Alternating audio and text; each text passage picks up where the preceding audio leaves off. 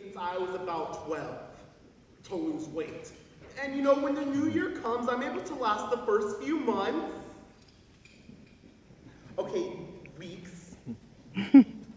Fine, days. But in the end, when it comes down to that sweet and spicy bacon burger and my low-fat microwavable meal from H-E-B, the choice is clear. But I still can't help to be in search of that perfect body image. Because as renowned entrepreneur, designer, and feminist Kim Kardashian once said, I can't help but the pressure on me to look perfect. And I couldn't agree with Kim K anymore. Because when I tend to look at myself in the mirror, I notice not all the positives, but instead the negatives. And I'm not alone on this. In an Allure survey conducted in 2010, 35% of people said they felt their appearance defined their identity. And when that same survey was conducted in 2016, that number jumped to approximately 65%. And we're looking at today's constant need to buy the newest fashion trends, fastest ways to lose weight, most expensive skin treatments, and best plastic surgeries. It is evident, ultimately stigmatizing beauty as being physically flawless, creating a culture of junkies obsessed with our physical appearance in order to meet society standards, instead of making our own. And so today, let's go on a different kind of diet. By first, analyzing media's influence on our need to be physically perfect.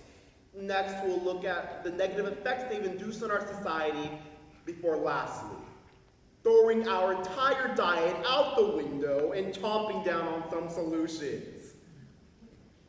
You know, whenever I start my workout, I like to look at pictures to help me get motivated. Is it possible that my deep search for workout motivation leads me to just looking at the funniest memes on Instagram? Maybe. But according to Dr. Terry Apter, professor at Newman University, social media has caused a cultural shift in the way we view appearances. Whereas in the past we seemed to prioritize our reputation, today it's all about our image. And social networking, one of the most popular online activities, provides multiple platforms to share our image. For friends and followers to view. However, they've also seemed to turn into tools for adults and teens to earn validation through their appearance, factoring in popular apps such as Airbrush and Facetune, which allow you to alter dark eyes, acne, skin tone, body shape, and height. The line between a simple like and the validation for approval becomes increasingly blurred. However, our obsession with social media does not only stem from social media, but also from the people logging on. With Kim Kardashian posting her latest nude or Chris Evans' newest shirtless pic is glorified as the epitome of looking good. It plays a key role in influencing society to set standards of beauty to that of a celebrity. But I mean, don't get me wrong, I love social media. Where else would I find my depressing late night retweets? However, it seems that that appearance trends set by our favorite icons can go a little too far. According to Fox News, due to Kendall Jenner's multiple nipple displays, she has inspired a rush of plastic surgeries to get what women across the nation are calling the ideal nipple. And furthermore, the Huffington Post reports that one plastic firm surgery saw an increase by about 40%. And while Kendall Jenner may just be inspiring a nipple obsession, the negative impacts induced can be detrimental. You know, working out is the worst part about trying to lose weight. There I am in the gym going at it,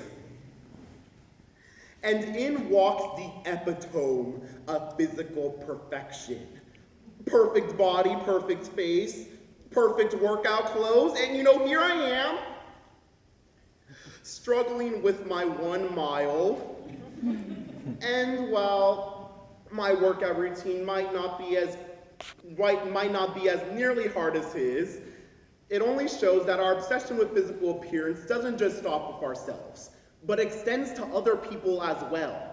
Researchers at the London Business School conducted an experiment to test the effects of job hiring based on how we look. More than 750 participants were shown 2 photos of candidates. Both were similar in race, clothing, and hairstyle.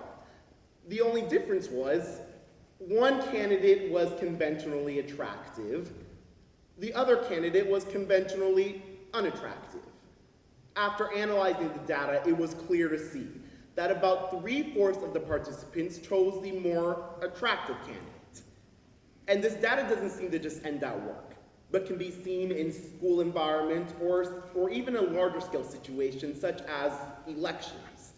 According to the American Psychological Association, numbers were taken from votes of attractive and unattractive candidates, where the first seemed to receive about 45% more votes. Of course, there are some exceptions after looking at this past year's presidential elections, but only showing that our societal obsession can detrimentally hinder an individual. And this is only the beginning of our negative effects, because as we continually strain over physical aspects of ourselves, it starts to deteriorate our mental state. Normally, when you go to the doctors, you are routinely measured for weight and often given a label: underweight, healthy weight, overweight, and obese. By my 6th grade year, I was severely overweight. Going into my 8th grade year, at the age of 14, I was borderline obese. And you know, the problem wasn't that I was concerned for my health, but that I was concerned about how other people would look at me. Because when I looked at my classmates and peers, I saw slim and healthy. Everything society wanted. And that made me feel inadequate and unacceptable. And even today, after I've lost a considerable amount of weight, every once in a while I find myself still not satisfied. However, the only difference is that I've come to love not the perfect body standard society does, but the one I have. And so today, I think instead of going on that diet I've been attempting the past 6 years, let's just eat. EAT. Expect, accept, and take action.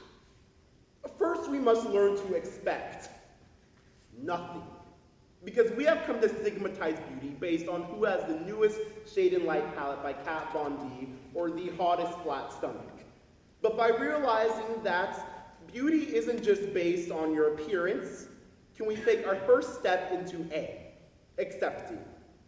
Now, I know that we all want to look like models on the runway, but it's imperative to realize that we all don't.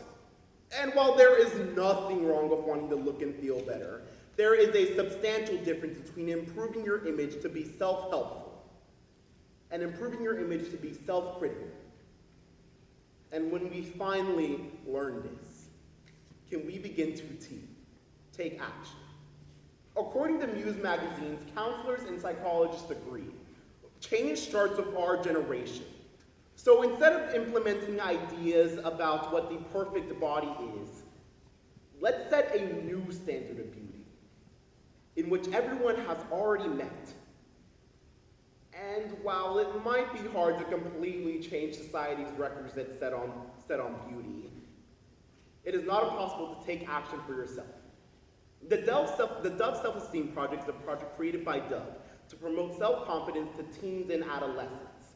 So far, they've been successful in reaching more than 20 million kids and teenagers around the world by helping promote a positive body image, informing people about the media's influence on beauty, and promoting self-confidence. And so today, after identifying the cause, effects, and solutions, next time you look in the mirror, don't just notice the negatives, but take a look about what's working for you. Because only then can you begin the self-help. And you know, maybe we can give that diet another chance in hopes of creating a new standard of